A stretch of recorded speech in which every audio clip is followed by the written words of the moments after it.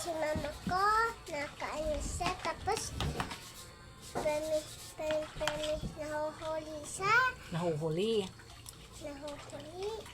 Mm. Tapos ako, hindi ako nahuhuli.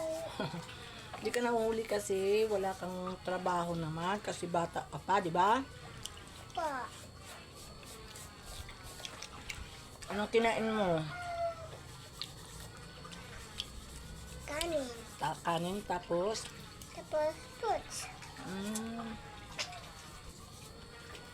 Si mami, hindi ko kumain ng fruits.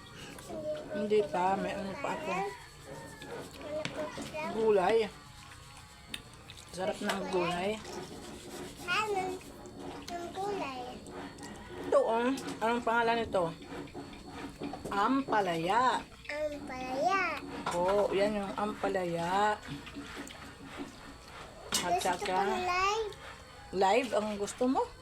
Live. Magla-live? Opo. Sige.